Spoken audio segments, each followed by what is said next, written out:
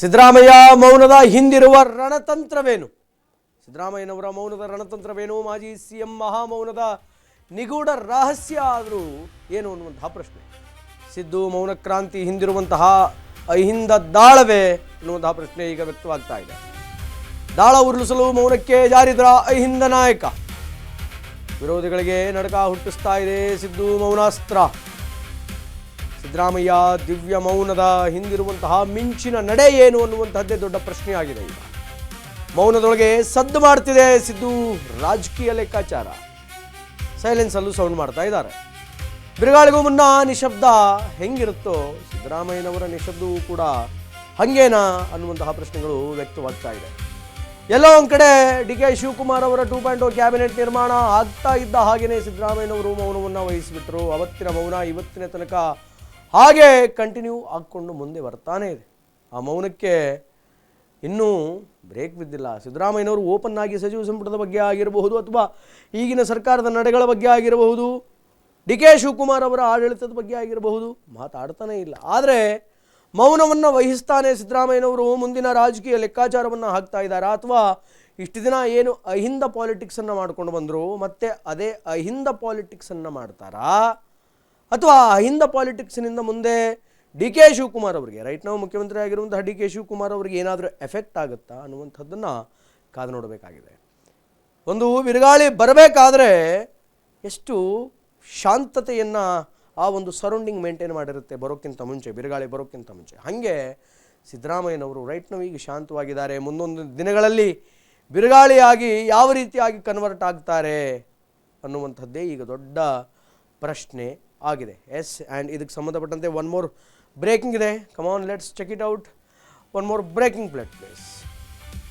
CM ಸ್ಥಾನದಿಂದ ಕೆಳಗಿಳಿತಾ ಇದ್ದಂತೆ ಸಿದ್ದು ಮೌನ ಕ್ರಾಂತಿಯನ್ನು ಮೇಂಟೈನ್ ಮಾಡ್ತಾ ಇದ್ದಾರೆ. ಪ್ರಸ್ತುತ ಬೆಳವಣಿಗೆಗಳ ಬಗ್ಗೆ ಟಗರು ಸಿದ್ದರಾಮಯ್ಯನವರು ದಿವ್ಯ ಮೌನವನ್ನು ವಹಿಸಿದ್ದಾರೆ. ಕಾವೇರಿ ನಿವಾಸದಲ್ಲಿಯೇ ಸಮಯವನ್ನು ಕಳೀತಾ ಇದ್ದಾರೆ ಸಿದ್ದರಾಮಯ್ಯ. ಕಾವೇರಿ ನಿವಾಸದಲ್ಲೇ ಸಿದ್ದುವನ್ನು ಭೇಟಿ ಮಾಡ್ತಾ ಇರುವಂತಹ ಆಪ್ತರು ಕಾವೇರಿ ನಿವಾಸಕ್ಕೆ ಬಂದು ಭೇಟಿ ಮಾಡ್ತಾ ಇದ್ದಾರೆ. ಸಿದ್ದು ಮೌನದ ಹಿಂದಿನ ಸುನಾಮಿ ಹೇಳೋಕ್ಕೆ ಈಗ ದಿನಗಣನೆ ಶುರುವಾಗಿದೆ. ಸಿದ್ದರಾಮಯ್ಯನವರಿಂದ ದಿಢೀರ್ ಎಂದು ಮತ್ತೆ ಅಹಿಂದ ಜಪ ಶುರುವಾಗಿದೆ. ರಾಜಕೀಯ ವಿರೋಧಿಗಳಿಗೆ ತಮ್ಮ ಮುಂದಿನ ಹೆಜ್ಜೆಯ ಸುಳಿವನ್ನು ಕೂಡ ಎಲ್ಲೋ ಒಂದು ಕಡೆ ಸಿದ್ದರಾಮಯ್ಯನವರು ಕೊಟ್ಟಂತಾಗಿದೆ. ಭವಿಷ್ಯದ ರಾಜಕೀಯ ತಂತ್ರಗಾರಿಕೆಯ ಸುಳಿವು ಕೊಟ್ಟಂತಹ ಸಿದ್ದರಾಮಯ್ಯನವರು, ಅಹಿಂದ ಕಹಳೆ ಮೊಳಗಿಸಿದಂತಹ ಸಿದ್ದರಾಮಯ್ಯ. ಯಾರಿಗೆ ಇದು ಎಚ್ಚರಿಕೆ? ಮತ್ತೆ ಅಹಿಂದ ಹೋರಾಟದ ಮುನ್ನೆಲೆಗೆ ಸಿದ್ದರಾಮಯ್ಯ ಬರ್ತಾ ಇದ್ದಾರೆ. ಸಿದ್ದರಾಮಯ್ಯನವರ ಲೆಕ್ಕಾಚಾರ ಏನು ಅನ್ನುವಂಥದ್ದೇ ಈಗ ದೊಡ್ಡ ಪ್ರಶ್ನೆಯಾಗಿದೆ. ಸಿ ಎಂ ಸ್ಥಾನದಿಂದ ಒಂದು ಸಲ ಕೆಳಗೆ ಇಳಿದ ಮೇಲೆ, ಯಾಕೆಂತಂದರೆ ರಾಜ್ಯದಲ್ಲಿ ಮುಖ್ಯಮಂತ್ರಿ ಸ್ಥಾನಕ್ಕಿಂತ ದೊಡ್ಡದಾದರೂ ಪದವಿ ಏನಾದರೂ ಇದೆನಾ? ಇಲ್ಲ. ಆ ಪದವಿಯನ್ನು ಕೂಡ ಸಿದ್ದರಾಮಯ್ಯನವರು ಪೊಲಿಟಿಕಲಿ ಅನುಭವಿಸಿದ ಮೇಲೆ ಪಾಲಿಟಿಕ್ಸ್ ಸಾಕು ಅಂತ ಸೈಡಲ್ಲಿ ಇದ್ದು ಬಿಡ್ತಾರೆ ಅಥವಾ ಕಿಂಗ್ ಮೇಕರ್ ಆಗ್ತಾರೆ. ಮುಂದೊಂದು ದಿನ ಕಾಂಗ್ರೆಸ್ ಸರ್ಕಾರದ ರಚನೆಗೆ ಅವರೇ ಕಿಂಗ್ ಮೇಕರ್ ಆಗ್ತಾರೆ ಅನ್ನುವಂತಹ ಅನೇಕ ಪ್ರಿಡಿಕ್ಷನ್ಸ್ಗಳನ್ನು ಅನೇಕರು ಮಾಡಿದರು.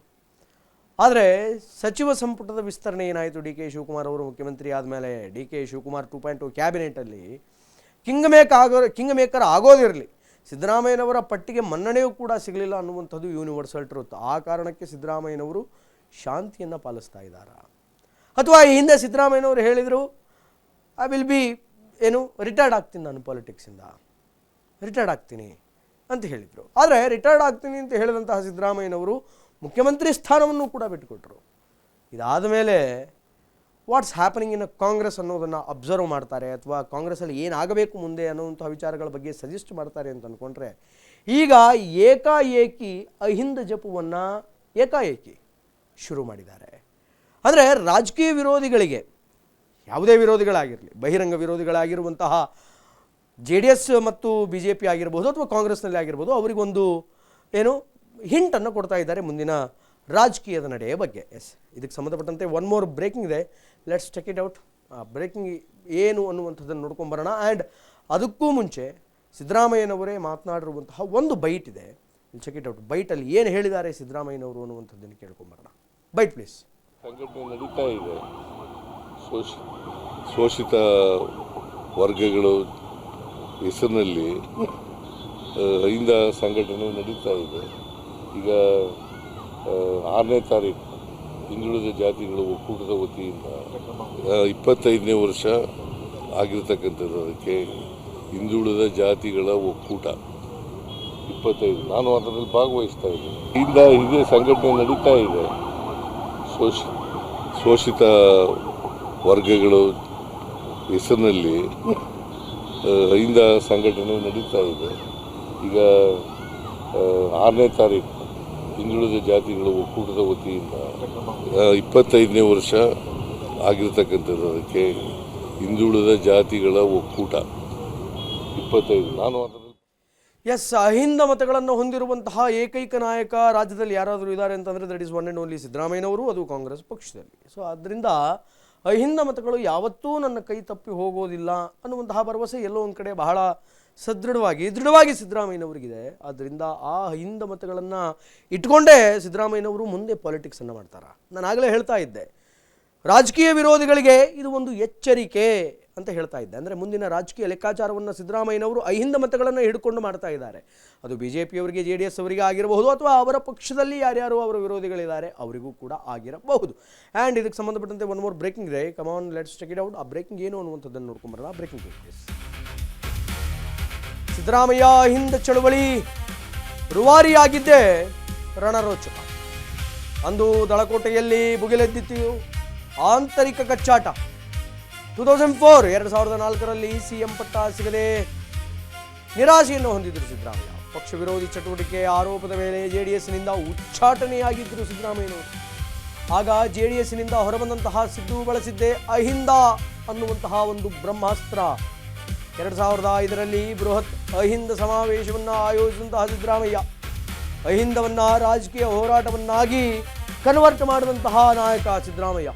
ರಾಜ್ಯಾದ್ಯಂತ ಸಂಘಟನೆ ಮಾಡಿ ಅಹಿಂದ ಶಕ್ತಿಯನ್ನು ಒಗ್ಗೂಡಿಸಿದಂತಹ ಸಿದ್ದರಾಮಯ್ಯ. ಯಾರ್ಯಾರಿದ್ರು? ಅಲ್ಪಸಂಖ್ಯಾತರು, ಹಿಂದುಳಿದ ವರ್ಗದವರು, ದಲಿತರನ್ನು ಒಗ್ಗೂಡಿಸಿ ಅಹಿಂದ ಅನ್ನುವಂತಹ ಒಂದು ವೇದಿಕೆಯನ್ನು ಕ್ರಿಯೇಟ್ ಮಾಡಿದರು. ಅಹಿಂದ ವರ್ಗಕ್ಕೆ ನಿರ್ಣಾಯಕ ಶಕ್ತಿ ಅನ್ನುವಂಥದ್ದಿದೆ. ಶಿಕ್ಷಣ, ಉದ್ಯೋಗ ಮತ್ತು ಆಡಳಿತದಲ್ಲಿ ಅಹಿಂದ ವರ್ಗಕ್ಕೆ ಬಲವನ್ನು ತುಂಬುವಂತಹ ಕೆಲಸವನ್ನು ಸಿದ್ದರಾಮಯ್ಯ ಮಾಡ್ತಾರೆ. ಅಹಿಂದ ಚಳವಳಿಯಲ್ಲಿ ಸಿದ್ದರಾಮಯ್ಯನವರನ್ನು ಅದು ಹೆಂಗೆ ಮಾಡ್ತು ಅಂತಂದರೆ, ಮಾಸ್ ಲೀಡರ್ ಆಗಿ ಸಿದ್ದರಾಮಯ್ಯನವರನ್ನ ಕನ್ವರ್ಟ್ ಮಾಡಿಬಿಡ್ತು ಈ ಅಹಿಂದ ಚಳವಳಿ. ಒಂದು ಕಡೆ ಹಿಂದುಳಿದ ವರ್ಗದವರು, ಪರಿಶಿಷ್ಟ ಜಾತಿ, ಪರಿಶಿಷ್ಟ ಪಂಗಡದವರು, ಇವರೆಲ್ಲರನ್ನೂ ಸೇರಿಸ್ಕೊಂಡು ಒಂದು ಸಮುದಾಯದ ಸಮಾವೇಶವನ್ನು ಕಂಪ್ಲೀಟಾಗಿ ಪೊಲಿಟಿಕಲ್ ಓಟ್ ಬ್ಯಾಂಕಾಗಿ ಕನ್ವರ್ಟ್ ಮಾಡ್ಕೊಂಡಂತಹ ಒಂದು ಚಾಕಚಕ್ಯತೆ, ಚಾಣಾಕ್ಷತನ ಯಾರಿಗಾದರೂ ಇತ್ತು ಅಂತಂದರೆ ದಟ್ ಈಸ್ ಸಿದ್ದರಾಮಯ್ಯನವರಿಗೆ ಮಾತ್ರ. ಇವತ್ತು ಅದೇ ಅಹಿಂದ ಮತಗಳಿಂದ ಸಿದ್ದರಾಮಯ್ಯನವರು ಎರಡು ಬಾರಿ ಮುಖ್ಯಮಂತ್ರಿಯಾಗಿದ್ದಾರೆ ಮತ್ತು 2 ಬಾರಿ ದೇವರಾಜ ಅರಸುರವರ ರೆಕಾರ್ಡನ್ನು, ಅಂದರೆ ಅತಿ ಹೆಚ್ಚು ದಿನಗಳ ಕಾಲ CM ಸೀಟಲ್ಲಿ ಕುಳಿತಂತಹ ರೆಕಾರ್ಡನ್ನು ಬ್ರೇಕ್ ಮಾಡುವಂತಹ ಸಾಧ್ಯತೆ ಜಸ್ಟ್ ಬಿಕಾಸ್ ಆಫ್ ಆ ಅಹಿಂದ ಮತಗಳಿಗಿತ್ತು. ಎಸ್, ಇದಕ್ಕೆ ಸಂಬಂಧಪಟ್ಟಂತೆ ಒನ್ ಮೋರ್ ಬ್ರೇಕಿಂಗ್ ಇದೆ. ಆ ಬ್ರೇಕಿಂಗನ್ನು ಚೆಕ್ ಮಾಡೋಣ. ಅಹಿಂದ ಸಮುದಾಯಕ್ಕೆ ಸಿದ್ದು ಬಲ ತುಂಬಿದ್ದಾರೆ ನಿಜ. ಅಹಿಂದಾಗೆ ನಿರ್ಣಾಯಕವಾಗುವಂತಹ ಶಕ್ತಿ ಕೊಟ್ಟಿದ್ದಾರೆ ನಿಜ. ಆದರೆ ಅಹಿಂದ ವರ್ಗಕ್ಕೆ ಬೇರೇನೂ ಕೊಡುಗೆ ಕೊಟ್ಟಿಲ್ಲ ಅನ್ನುವಂತಹ ಅಸಮಾಧಾನದ ಮಾತುಗಳು ಕೂಡ ಕೇಳಿಬರ್ತಾ ಇದೆ. ಸಿದ್ದು ವಿರುದ್ಧ ಮೊನ್ನೆಯಷ್ಟೇ ವಿಶ್ವನಾಥ್ ಸ್ಫೋಟಕ ಆರೋಪವನ್ನು ಮಾಡಿದ್ದಾರೆ. ರಾಜಕೀಯ ಸಂಕಷ್ಟದಲ್ಲಿ ಮಾತ್ರ ಸಿದ್ದು ಅಹಿಂದ ಜಪ ಮಾಡ್ತಾರೆ. ಸಿದ್ದುಗೆ ಎದುರಾದ ರಾಜಕೀಯ ಸನ್ನಿವೇಶಗಳೇ ಇದಕ್ಕೆ ಸಾಕ್ಷಿ. ಸಿದ್ದು ಅಹಿಂದ ಜಪದ ಬಗ್ಗೆ ಮೊನ್ನೆಯಷ್ಟೇ ಹಳ್ಳಿಹಕ್ಕಿ ವಿಶ್ವನಾಥ್ ಅವರು ಸುಳಿವನ್ನು ಕೊಟ್ಟಿದ್ದಾರೆ. ಇದಾಗಿ 1 ವಾರದಲ್ಲೇ ಸಿದ್ದರಾಮಯ್ಯನವರಿಂದ ಅಹಿಂದ ಜಪ, ಅವರು ಹೇಳೋ ಪುರುಸೊತ್ತಿಲ್ಲ, ಇವರು ಜಪ ಮಾಡೋದು ಪುರುಸೊತ್ತು ಮಾಡಿದರು. ಮತ್ತೊಮ್ಮೆ ಅಹಿಂದ ಹೋರಾಟ ಮುಂದುವರಿಸುವ ಸೂಚನೆಯನ್ನು ಸಿದ್ದರಾಮಯ್ಯನವರು ಕೊಟ್ಟಿದ್ದಾರೆ. ಅಹಿಂದ ಚಳವಳಿಯನ್ನು ಮುಂದುವರಿಸ್ತೀರಾ ಎಂಬ ಪ್ರಶ್ನೆಗೆ ಸಿದ್ದರಾಮಯ್ಯನವರು ಉತ್ತರವನ್ನು ಕೊಟ್ಟಿದ್ದಾರೆ. ಅಹಿಂದ ಚಳವಳಿ ಮುಂದುವರಿಯಲಿದೆ ಅಂತ CM ಸಿದ್ದರಾಮಯ್ಯನವರು ಹೇಳಿದರು. ಸೆಪ್ಟೆಂಬರ್ನಲ್ಲಿ ಅಹಿಂದ ಸಮಾವೇಶದಲ್ಲಿ ಭಾಗಿಯಾಗ್ತೇನೆ ಅನ್ನುವಂತಹ ಮಾತನ್ನು ಹೇಳಿದ್ದಾರೆ. ರಾಜ್ಯದ ಹಿಂದುಳಿದ ಜಾತಿಗಳ ಒಕ್ಕೂಟದಿಂದ ಅಹಿಂದ ಚಳುವಳಿ ಎನ್ನುವಂಥದ್ದು ಆಗಲಿಕ್ಕಿದೆ. ಆ ಅಹಿಂದ ಚಳುವಳಿಗೆ ಈಗ 20ನೇ ವರ್ಷ ತುಂಬಿದೆ. ಅದರಲ್ಲಿ ಭಾಗಿಯಾಗ್ತೀನಿ ಅಂತ ಸಿದ್ದರಾಮಯ್ಯನವರು ಹೇಳಿದ್ದಾರೆ. ಈ ಸಮಾವೇಶದಲ್ಲಿ ಭಾಗಿಯಾಗುವುದಾಗಿ ಸಿದ್ದರಾಮಯ್ಯನವರು ತಿಳಿಸಿದ್ದಾರೆ. ರಾಜಕೀಯ ವಿರೋಧಿಗಳಿಗೆ ಮುಂದಿನ ಹೆಜ್ಜೆ ಬಗ್ಗೆ ಸಿದ್ದು ಸಂದೇಶವನ್ನು ಕೊಟ್ಟಿದ್ದಾರಾ ಅಂತ. ಎಸ್, ಆ್ಯಂಡ್ ಇದಕ್ಕೆ ಸಂಬಂಧಪಟ್ಟಂತೆ ವಿಶ್ವನಾಥ್ ಅವರು ಏನು ಹೇಳಿದ್ದಾರೆ, ಹಳ್ಳಿಹಕ್ಕಿ ವಿಶ್ವನಾಥ್ ಅವರು ಏನು ಹೇಳಿದ್ದಾರೆ ಅನ್ನುವಂಥದ್ದನ್ನು ಕೇಳ್ಕೊಂಬರೋಣ. ಒಂದು ಬೈಟ್ ಇದೆ, ಬೈಟ್ ನೋಡ್ಕೊಂಬರೋಣ. Bite please. a blackmail. The statement that I am not going to contest future is a blackmail statement of former chief minister. ಓ ಇವ್ರು ನಿಲ್ಲಿಲ್ಲ ಅಂದ್ರೆ ಕುರುಬರು ಯಾರು ಓಟ್ ಹಾಕಲ್ಲ ಅನ್ನೋ ಒಂದು ಬೇರೆ ತರ. ಕುರುಬರು ಸತ್ತೋಗಿದ್ದಾರೆ ಸ್ವಾಮಿ, ನಿಮ್ ಓಟ್ ಹಾಕ್ಬಿಟ್ಟು ತನು ಮನ ಧನ ಅರ್ಪಣೆ ಮಾಡಿ ಆ ಕುರಿ ಕಾಯುವನ್ಗೂ ಏನು ಸಿಗ್ಲಿಲ್ಲ. 1,20,00,000 ಕುರಿಗಳಿದಾವೆ, 10 ಲಕ್ಷ ಅಲೆಮಾರಿ ಕುರುಬರಿದ್ದಾರೆ, ಯಾರಿಗೂ ಏನು ಆಗ್ಲಿಲ್ಲ. ಸುಮ್ಮನೆ ಬರೇ ಭಾಷಣಗಳು, ಜನಾಂಗನ ಹಾಳು ಮಾಡ್ಬಿಟ್ಟು ಹೊಟ್ಟೋದ್ರಿ ನೀವು. ಏನ್ ಮಾಡಿದ್ರಿ ಬ್ಯಾಕ್ವರ್ಡ್ ಕ್ಲಾಸ್ಗೆ? ಹೇಳಪ್ಪ, ಬ್ಯಾಕ್ವರ್ಡ್ ಕ್ಲಾಸ್ಗೆ ಏನ್ ಮಾಡಿದ್ರಿ?